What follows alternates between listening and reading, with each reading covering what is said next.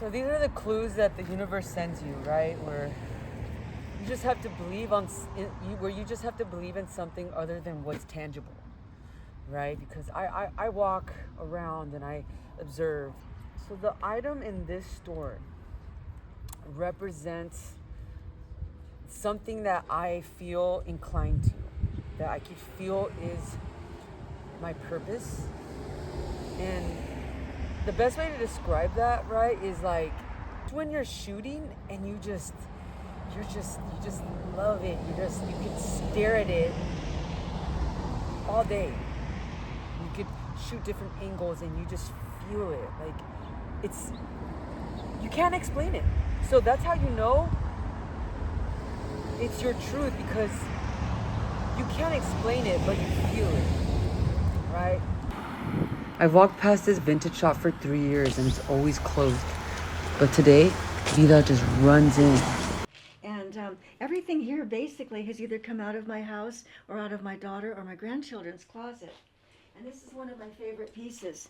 It's from Ike Eisenhower's run for president back in the 50s. And my big joke is that if you open it and you roll some joints and put them in, Eisenhower will roll over in his grave. That is, we gotta test that out. And then we have our trump cards. Nice. So how old are those trump cards? Oh, those are just... Those are pretty new, and they're unopened. Okay. Never used. I haven't opened them because I don't like Trump. And so these are Bruce Lee, and they're called affirmation cards. And Bruce was a very close friend of ours. My boyfriend. Well, you knew Bruce Lee? Yeah, my boyfriend was Jay Sebring, and Jay was the one that got him the job playing Kato on the TV series. And Jay was murdered with Sharon Tate from the Manson family. So there's just all this stuff that has memories. And there was makeup from the 1920s. And it still has the original powder puff. I love filming makeup, but I keep needing proof. I walk back outside because my brain starts doing that thing. Don't be dramatic. Don't waste money. This doesn't mean anything. Okay, if she takes 40, I'm done arguing with myself and I'm gonna get it. That's what I was hoping for her to say. Beauty comes from within. And why do you think people use makeup? To show it on the outside? I think that they use makeup to enhance the way they look.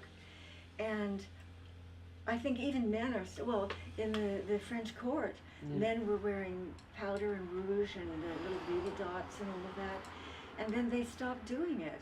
And now men have started again doing things like eyeliner or, you know, a little bit of, well, they're putting on fake suntans and all of that.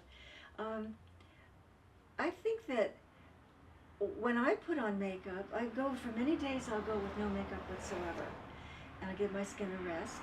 But then if there are special occasions, then I think, well, I just want to bring my eyes out, or I want to, you know, sometimes I do the brown lines around my lips, and I haven't had any work done. Mm-hmm. So I do the brown line with the liner pencil, and then a little bit of maybe gold lipstick. Yeah, okay. And I noticed that when I go into the community center down there, if I've got the full makeup on, people go, oh my God, it's you. Oh, you look so different. And I say, yeah, I've got lips. Yeah.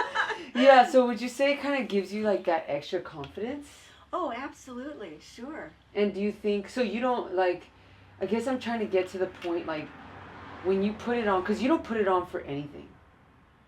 Right, you put it on for something that you want to kind of add that extra layer of confidence. Because you were saying like when someone gets married, or when you put you didn't always put it on, but when you did, you wanted to show more of the love that you have for yourself. Yeah. Right, because especially now makeup is expensive. True. Right, you could get not like a if you lipstick. buy it at the 99-cent store. Believe me, I do a lot of my makeup shop. I don't have a lot of makeup. I still have makeup I've had since the 70s, but the powdered kind, so you don't get a disease or your eyes fall out. But I literally use so little makeup. And somebody once said to me, how long does it take you to put your makeup on in the morning? And I said, well, it depends. And I said, depend on what? And I said, how long the red light is down at the corner of Chocolate and Los Angeles, right? I'm there driving. I always found that fascinating when women put makeup and they drive. Yeah, but we don't do it while we're driving. No, but we do it at the stoplight. but I even still see it sometimes where I'm like, Oh, yeah, well, like we're there, just I'm like, finishing up. so it's something about, would you say, so like just getting back to the having like the makeup be a representation of not just being a tool but a companion, right? Like, because I don't want it to be where, like, when I tell stories, I don't want it to be where it's like that you need it, but I don't need it, but it helps. yes, right? Yeah. Yes, and then do you feel more safe when you do have it? It's not about safety. It's about and see, I can't see myself once I put it on. Yeah. I can't see what's there. Do you feel different when you have it on? Do you feel like I feel different if I wear a new dress. I feel different if I have a brand new hat. I feel different with all of the outside stuff that I add to what's already there. Yeah. But interesting, there was something I was just thinking, it'll come back. Makeup. I don't know. Yeah, because I just wonder, like, yeah, it's just, like, I notice with all my clients, like, they have a bag, and it's like, that is their bag. Right. I mean, I always open it because I could see your personality in that bag. And even sometimes this girl, she didn't get her nails done on time. So she's like, can you please drive? I need to get these nails before I shoot. So I'm driving, I was like, it's just your nails. She's like, no, like this is me. I can't shoot without my nails done, my mascara and my lips. And we had, to an extra turn, and she just needed it. That's funny. So in the mornings, if I'm running late, I have to decide which is more important, breakfast or makeup. And I think I can always throw the makeup in a Ziploc bag and take it with me and do it when I get there. But I can't cook an omelet in the car, right? Yeah. So like this morning, I wasn't sure which, but then I did have time to go in and throw on a little makeup. So sometimes when I wake up, I'll just put on the face cream, then I'll go and do something else while it's drying because I like it to saturate, get in. And then I'll go and put on the base. And then I use very little. So I put on and the base is like a sponge thing that you just, and then the next thing I do is I make the cheeks. Okay. Oh, I'll tell you a funny story about that other photo. I make the cheeks really dark in here to make my already high cheekbones stand out. And then I take the brush and just kind of go all around with it, but not with a lot of powder on it. And then I take a powdery stuff that's brown and I put it in here and I smear it around. And then I put on the eyeshadow, which is generally blue. Okay. Yesterday I had on a pink dress, so I used pink eyeshadow. Okay. I use green a lot because my eyes go between green and blue. And your eyes change colors? And it used to be, well, it probably still is, it's a sign of class, of status, because back in like the Egyptian culture, I was just going to say, look at Cleopatra. Like they used it to show, because the and rich. And even the boys. The boys, yeah. Yeah, they use it to show their status, and if you were able to put makeup on, it was to show that you were of class, of status, to use it. And I think also that could transcend into what women do, and men or whoever use it now to show that they earned that makeup. Because I mean the makeup now is $50 for lipstick, 60, so it's like I feel like also when you use makeup, because it's expensive and because like you've been able to you find the shade and color you like, it's also proof that the struggle in whatever it is that you did to purchase that, it makes it stronger, or like it helps you get a job, it helps you accomplish, maybe feeling of accomplishment. Yeah.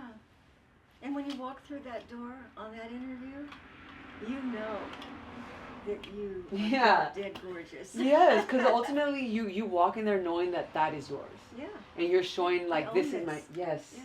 So it's like showing your inner beauty, but on the outside, and this product is what helps you do that.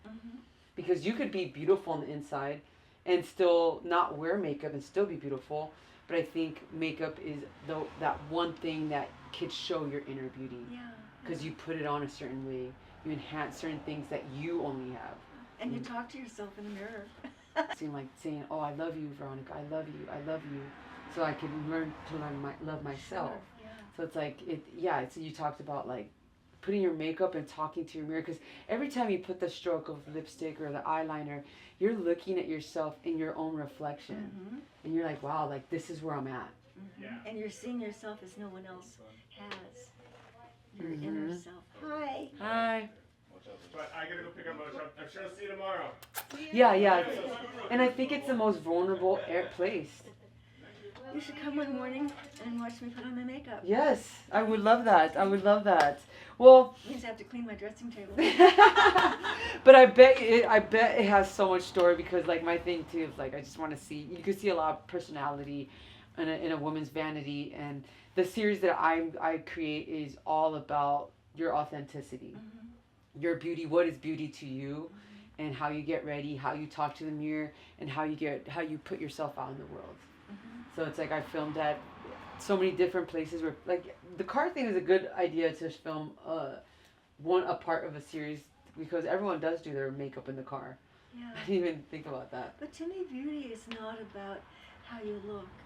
It's about what you have inside, how you treat people. It's grace and it's kindness. Yes, I agree, because some of the like models that I work with, they're like that people don't go up to them because they're intimidated by their beauty, and they're just like everyone else. They just they just have these features that are just striking, right?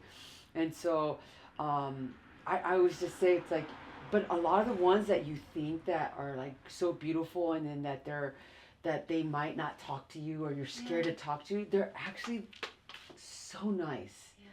And they want someone to say hi. Sure. You're beautiful, even though they know it. But sometimes it's nice to just tell someone, hey, you're beautiful. Because people who are actually striking and beautiful, they don't hear it as much, because people are intimidated by that. Yep. And I'll tell you, frequently I try to do it at least 5 times a day. If I'm walking on the street and I say, oh my gosh, your boots are gorgeous, and wow, what a pretty dress, or oh, your haircut is so fascinating. I always try to say something kind. That could be a woman who was on her way home to commit suicide. Yes. And you just brought her spirits up. And I'm not blowing my own horn, but I find that when I go into the market or I go somewhere, people stop me every few aisles and say, oh, you're so beautiful, or oh my God, that dress is gorgeous. Yes. And so, and when that happens, it just makes me smile inside and out. Yeah, because I think it's important to express. Well, I wanted to say thank you so much. My pleasure. I'm really, really like, just, I don't even know the right word to say, that I'm just intrigued with your store. Thank you. And just being able to have this interview, and it really has like been like a sign from the universe that I act on the feeling, because I don't want to think too much. If I feel it, I want to do it. And then I went home, got my camera, and I was like, I got to tell this story. Yeah. So thank you so much. Thank you. Thank you for asking me.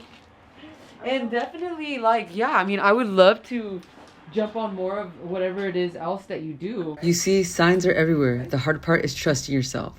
So if you feel it, test it like I did. Pew pew.